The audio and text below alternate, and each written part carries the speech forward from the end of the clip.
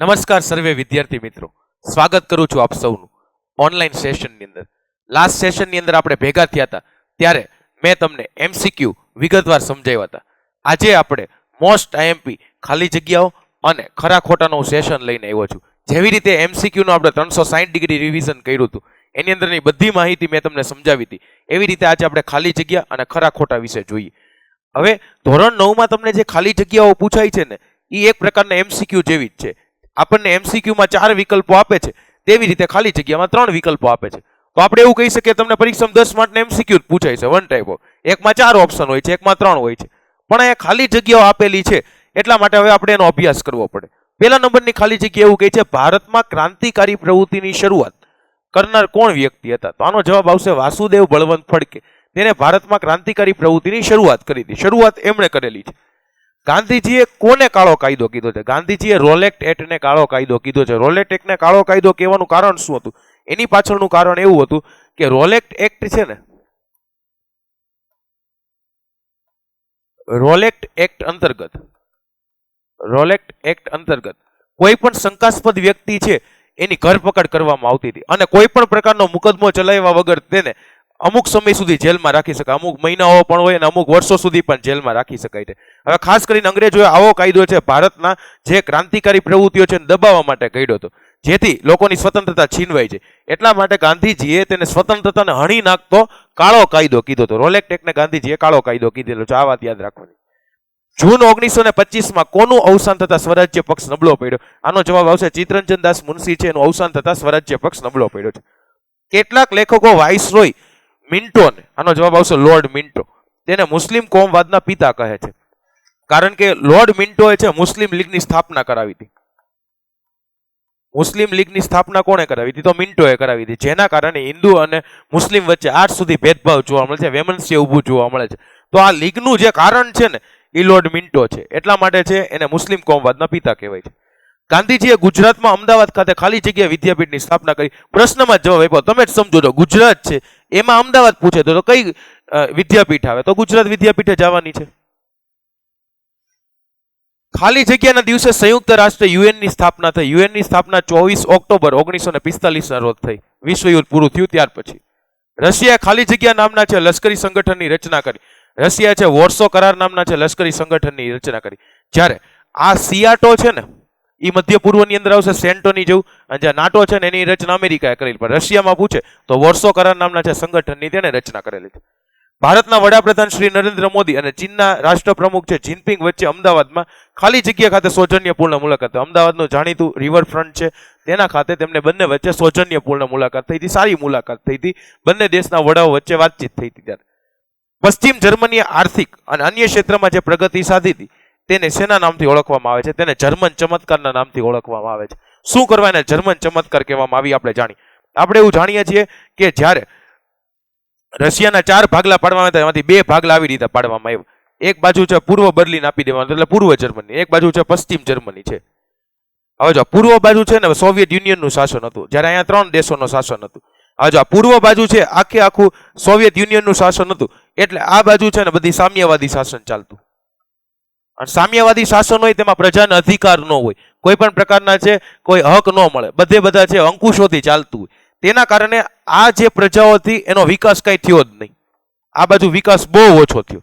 જ્યારે આ બાજુ છે લોકશાહી ચાલતી હતી, ત્રણેય રાષ્ટ્રમાં લોકશાહી હતી, જેથી પશ્ચિમ જર્મનીએ ખૂબ જ વિકાસ કર્યો અને 1990 સુધીના દશકાની અંદર સૌથી વધારે વિકાસ અહીંયા થયો. તો એટલા માટે જો એક બાજુ સાવ વિકાસ નો થયો, બીજી બાજુ સૌથી વધારે વિકાસ થયો, એટલા માટે પશ્ચિમ જર્મનીએ આર્થિક અને અન્ય ક્ષેત્રમાં જે પ્રગતિ સાધી છે એને જર્મન ચમત્કારના નામથી ઓળખવામાં આવે છે. આ એની પાછળનું કારણ છે. 11 માર્ચ 1985માં ખાલી જગ્યા સોવિયત યુનિયનના છે સામ્યવાદી પક્ષના નવા મહામંત્રી સ્થાને. આનો જવાબ આવશે મિખાઇલ ગોર્બોચોવ. આ ઇતિહાસની છે ને શર્કવતી ઘટના છે. શર્કવતીનો મતલબ થાય આખી સદીમાં બનતી હોય ને એવી એક ઘટના, શર્કવતી ઘટના. શું કરવા? જો અત્યાર સુધી છે ને સોવિયત યુનિયન છે ને એ સામ્યવાદી વિચારસરણી માનતું હતું, બધા અંકુશો ને એવું, પણ ઉદારમતી શાસન ધરાવતા છે સામ્યવાદી પક્ષના નવા નેતા મિખાઇલ ગોર્બોચોવ. મિખાઇલ ગોર્બોચોવે 2 નીતિ અપનાવી હતી. પહેલી નીતિને છે ગ્લાનોટ્સ કહેવાય,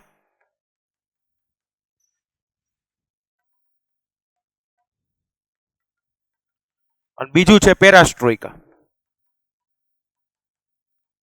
ગ્લાનોટ્સનો મતલબ થાય ખુલ્લાપણું. જે રાષ્ટ્રને રશિયામાંથી સોવિયત યુનિયનમાંથી અલગ થવું છે તે અલગ થઈ શકે છે. અને ખુલ્લાપણું બરાબર છે. એના પછી આપણે જોયું પેરાસ્ટ્રોઇકા. ગ્લાનોટ્સનો મતલબ થાય ખુલ્લાપણું, પેરાસ્ટ્રોઇકાનો મતલબ થાય આર્થિક અને સામાજિક પ્રગતિ કરી શકે તે માટે સોવિયત યુનિયનને બધી મદદ કરશે. તો આ બેના કારણે સોવિયત યુનિયનમાંથી બીજા અલગ 14 રાષ્ટ્ર પડ્યા. 14 રાષ્ટ્ર સ્વતંત્ર બન્યા, જેને આપણે સોવિયત યુનિયનનું વિઘટન કહીએ છીએ. તો મિખાઇલ ગોર્બોચોવના આવવાથી આ 14 રાષ્ટ્ર છે ને અલગ પડેલા છે. એટલા માટે છે એને બે નીતિ અપનાવી, ગ્લાનોસ અને પેરાસ્ટ્રોઇકા, અને એને ઉદારમતી શાસન તરીકે પણ ઓળખવામાં આવે છે. ચાલો, ત્યારબાદ કહે છે ગ્રાહકોના ફરિયાદના નિવારણ માટે ખાલી જગ્યાની રચના થઈ છે. હવે જ્યારે ગ્રાહકોની ફરિયાદોના નિવારણની વાત આવે ને, એટલે ગ્રાહક તકરાર નિવારણ ફોરમ. તકરારનો મતલબ થાય ઝઘડો. તો આ ઝઘડો છે એનું નિરાકરણ લાવવાનું છે, નિવારણ લાવવાનું છે. એટલા માટે આ ફોરમની રચના કરવામાં આવી છે. ભારતની સર્વોચ્ચ અદાલત, તો ભારતની રાજધાની દિલ્હી ખાતે આવેલી છે, નવી દિલ્હી ખાતે. સર્વોચ્ચ અદાલતના વરિષ્ઠ ન્યાયાધીશોની નિમણૂક છે તેમની સિનિયોરિટીના આધારે કરવામાં આવે છે. કોણ કેટલું સિનિયર છે તેના આધારે. વડી અદાલત છે એ ખાલી જગ્યા અદાલત તરીકેનું કામ કરે છે, નઝીરી અદાલત તરીકેનું કામ કરે છે. કારણ કે તેને આપેલા ચુકાદાઓ છે, વડી અદાલતે આપેલા ચુકાદા તે બીજી બધી કોર્ટ માટે, એનાથી નીચલી કોર્ટ માટે માન્ય ગણાય છે. નીચલી કોર્ટ માટે માન્ય ગણાય છે. તેનો તે પુરાવા તરીકે ઉપયોગ કરી શકે છે. એટલા માટે તેને નઝીરી અદાલત તરીકે પણ ઓળખવામાં આવે છે. હવે કેસ સ્ટડી વાળો પ્રશ્ન આવ્યો. આને આપણે કેસ સ્ટડીને લગતો પ્રશ્ન કહી શકીએ. આપણને માહિતી આપી દીધી, જેના આધારે આપણને શોધવાનું કહે છે. તો માહિતી શું આપી છે એ આપણે જોઈએ. માહિતી આપણને એવી કહી છે કૌશિકભાઈની ઉંમર 65 વર્ષની છે, દેવેન્દ્રભાઈની ઉંમર 70 વર્ષની છે અને રવિન્દ્રભાઈની ઉંમર 58 વર્ષની છે. 3 જણાની ઉંમર આપી છે. કૌશિકભાઈની 65, દેવેન્દ્રભાઈની 70, જ્યાં રવિન્દ્રભાઈ છે એની 58 વર્ષની ઉંમર આપી છે. તો આ 3 માંથી વડી અદાલત હાઈકોર્ટના ન્યાયાધીશ કોણ બની શકે? વડી અદાલતના ન્યાયાધીશ બનવું હોય ને તો એની છે ને, જો યાદ રાખજો, વડી અદાલતના ન્યાયાધીશ બનવા માટે જે એની નિવૃત્તિની વય છે એની 62 વર્ષની છે. નિવૃત્તિની વય 62 વર્ષની છે. 62 વર્ષ પછી કોઈ વડી અદાલતના ન્યાયાધીશ ન બની શકે, જજ ન બની શકે. તો આપણે એવું સમજીએ, જો 65 વર્ષની આમની એજ થઈ ગઈ છે, લાવ નહીં બની શકે. દેવેન્દ્રભાઈ તો ઓલરેડી 70 છે, લા નહીં બની શકે. 58 છે તો રવિન્દ્રભાઈ બની શકે. તો આનો જવાબ આવશે રવિન્દ્રભાઈ. ચાલો, દુનિયાનો સૌથી વધારે વાર્ષિક વરસાદ તો ભારતની અંદર પૂછે છે એટલા માટે ચેરાપુંજીમાં આવશે. શિયાળા દરમિયાન છે ક્યારેક થતી વર્ષા કયા પાકને? હવે શિયાળો જ્યારે આવે ત્યારે રવિ પાકની જ વાત થતી હશે. રવિ પાક છે એને ફાયદાકારક બને છે. ભારતની મહત્વની ઋતુ, જ્યારે ભારતની મહત્વની ઋતુ પૂછે એટલે ચોમાસું આવશે. શું કરવા ચોમાસું આવે? કારણ કે ભારત કૃષિ પ્રધાન દેશ છે.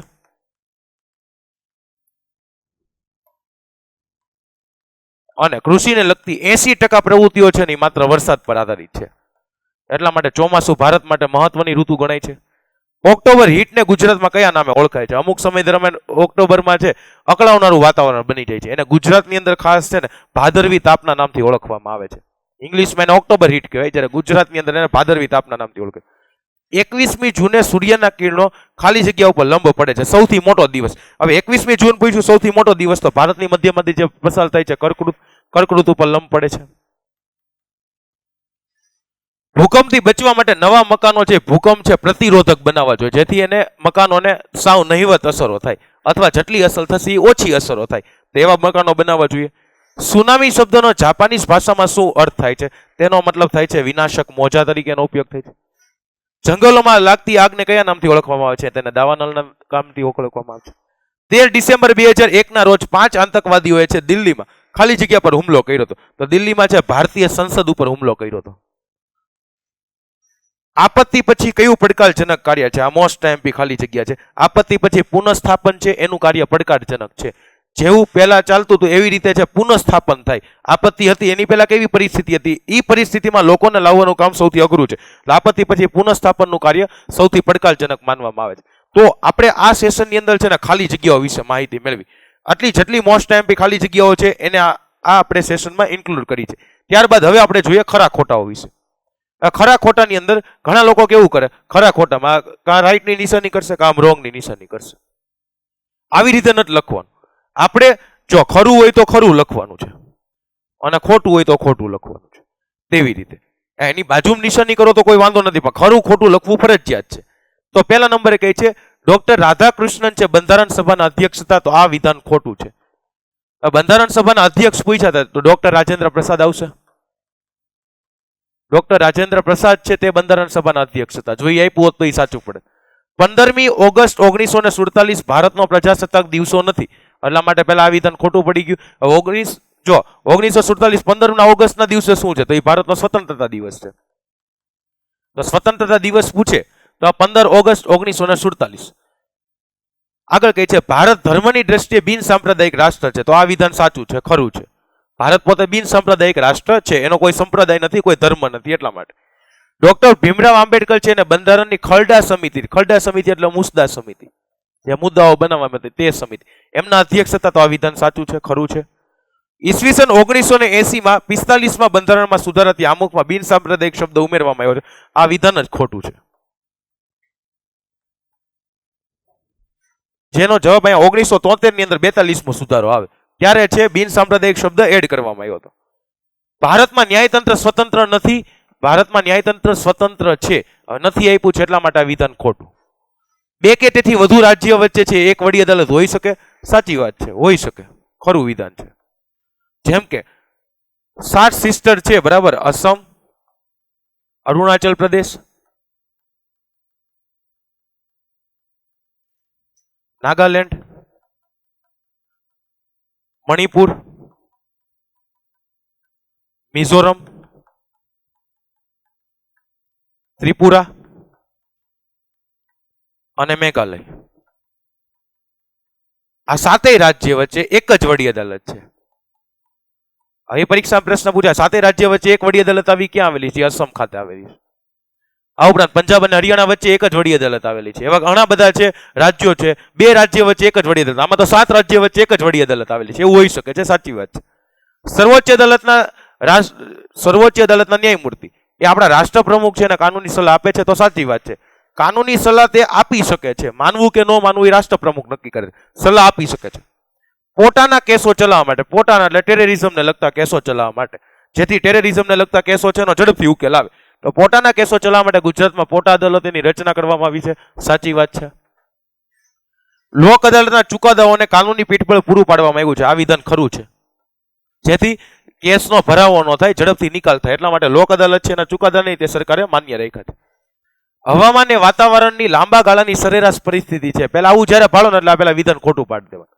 હવામાન નું આવે છે, હવામાન છે ને ટૂંકા ગાળાની પરિસ્થિતિ છે, હવામાન ટૂંકા ગાળામાં આવશે. જ્યારે જો અહીંયા એવું કીધું હોય આબોહવા, આબોહવા એ વાતાવરણની લાંબા ગાળાની પરિસ્થિતિ છે, તો આ વિધાન સાચું આવે. આપણને હવામાન પૂછ્યું તો એટલા માટે વિધાન ખોટું પડ્યું. ભારતમાં વર્ષા ઋતુનો પ્રારંભ છે સામાન્ય રીતે કેરળથી થાય છે, આ વિધાન ખરું છે. સામાન્ય પરિસ્થિતિમાં પૃથ્વીની સપાટીથી 165 મીટર ઊંચે જાય એટલે 1 સેલ્સિયસ તાપમાન ઘટે છે, વિધાન ખરું છે. તો 165 મીટરે જઈએ તો 1 સેલ્સિયસ ઘટે, તો આવી રીતે પૂછાઈ શકે. સરેરાશ 1000 મીટરે ઉપર જાવ તો 6.5 ડિગ્રી છે તાપમાનમાં ઘટ પડે છે, તો આ રીતે યાદ રાખી શકાય છે. ભારતમાં હવામાન ખાતાની મુખ્ય કચેરી દિબ્રુગઢ શહેરમાં નથી, એટલા માટે પહેલા વિધાન ખોટું પડી ગયું, આ વિધાન ખોટું છે. હવે છે ક્યાં સાચું પાડવું હોય તો તે દિલ્હી ખાતે છે. દક્ષિણ ભારત માટે માર્ચ મહિનો સૌથી વધારે ગરમ હોય છે, વિધાન ખરું છે. સુરખાબ પક્ષી કચ્છના મોટા રણના જળ પલ્લવિત ક્ષેત્રમાં જોવા મળે છે. સુરખાબ એટલે ફ્લેમિંગો, ગુજરાતનું છે, બરાબર, રાજ્ય પક્ષી કહેવાય એ ફ્લેમિંગો છે, તો એ કચ્છના જળ પલ્લવિત ક્ષેત્રમાં જોવા મળે છે, સાચી વાત છે, આ વિધાન ખરું છે. આગળ કહે છે ભારતમાં એશિયાઈ હાથી દક્ષિણના ઊંચાઈવાળા ક્ષેત્રની અંદર જોવા મળે છે, આ વિધાન ખોટું છે. હાથી કોઈ દી ઊંચાઈવાળા ક્ષેત્રમાં જોવા મળે નહીં, ઊંચાઈવાળા ક્ષેત્ર પર્વતીય વિસ્તારમાં હાથી ન જોવા મળે, એ વિધાન ખોટું પડી જાય. વાઘ ગુજરાતનું રાજ્ય પ્રાણી છે, આ તો આમને ખબર પડી જાય, ખોટું પડે. સિંહ કીધું હોય તો સાચું વિધાન આવે. પોરબંદર પક્ષી અભયારણ્ય ગુજરાતનું સૌથી ઓછો વિસ્તાર ધરાવતું અભયારણ્ય છે, આ વિધાન ખરું છે. ડચીગામ રાષ્ટ્રીય ઉદ્યાન છે, હિમાચલ પ્રદેશમાં આવેલું છે, આ વિધાન પણ ખોટું છે. ડચીગામ ક્યાં આવે? તો ડચીગામ છે જમ્મુ કાશ્મીર ખાતે આવશે. ગુજરાતના લોકોનો મુખ્ય ખોરાક છે ઘઉં અને દાળબાટી છે. જો ઘઉં સુધી હોત તો હજી સાચું પડે, પણ દાળબાટી રાજસ્થાન બાજુ આવે એટલે ખોટું પડી જશે. મધ્યપ્રદેશની મુખ્ય ભાષા હિન્દી છે, આ વિધાન પણ ખરું છે. દિલ્હી ભારતની રાજધાની છે, 100% સાચું વિધાન છે. ભાંગડા એ ઉત્તર પ્રદેશનું જાણીતું નૃત્ય છે, પહેલા તો આ ખોટું પડી જાય, કારણ કે આપણે સૌ જાણીએ છીએ ભાંગડા છે એ ઉત્તર પ્રદેશનું નહીં, ભાંગડા પંજાબનું જાણીતું નૃત્ય છે. તો ભાંગડાની અંદર છે પંજાબ આવે. જો ઉત્તર પ્રદેશનું નૃત્ય પૂછે કયું જાણીતું છે, તો આનો જવાબ આવે ક થ ક. જો થોડું કન્ફ્યુઝિંગ છે, કથક છે એ ઉત્તર પ્રદેશનું જાણીતું નૃત્ય, ઉત્તર ભારતની અંદર કથક નૃત્ય છે એ ખાસ વખણાય છે. પરંતુ જો કથકલી પૂછે, કથકલી નૃત્ય પૂછે, કથક નહીં કથકલી પૂછે તો કેરળ આવે. આવી રીતે યાદ રાખવાનું. જો કથક પૂછે તો ઉત્તર ભારત લાગુ પડે, કથકની અંદર આખું ઉત્તર ભારત આપી દો તોય ચાલે. ખાસ કરીને યુપી વખણાય છે. તો કથક છે ઉત્તર પ્રદેશનું જાણીતું નૃત્ય છે, પણ કથકલી પૂછે તો કેરળ આવે. ધર્મની દ્રષ્ટિએ ભારત સાંપ્રદાયિક દેશ છે. હમણાં થોડી વાર પહેલા જ આપણે જોયું હતું ભારત બિન સાંપ્રદાયિક દેશ છે, એટલા માટે આ ખોટું પડી ગયું. ભારત બિન સાંપ્રદાયિક દેશ પૂછ્યો તો સાચું. તો આ સાથે આપણે આ સેશનની અંદર બે વસ્તુઓ જોઈ, ખાલી જગ્યા જોઈ અને એની સાથે આપણે ખરા ખોટાઓ વિશે પણ માહિતી મેળવી, અને ખરા ખોટા અને ખાલી જગ્યાની અંદર આપણે 360 ડિગ્રી છે સોલ્યુશન મેળવ્યું. બસ આવી જ રીતે આપણે બીજા બધા સોલ્યુશન પણ નેક્સ્ટ સેશનની અંદર મેળવશું. આ સેશનની અંદર આપણે ખાલી જગ્યાઓ ખરા ખોટા જોઈએ, નેક્સ્ટ સેશનની અંદર આપણે જોડકા જોશું. આઈ હોપ કે તમને બધા લોકોને બધા ડાઉટ ડિફિકલ્ટી સોલ્વ થઈ ગઈ હશે. મળશું આપણે નેક્સ્ટ સેશનમાં. ત્યાં સુધી આપ સૌને જય હિન્દ, જય ભારત.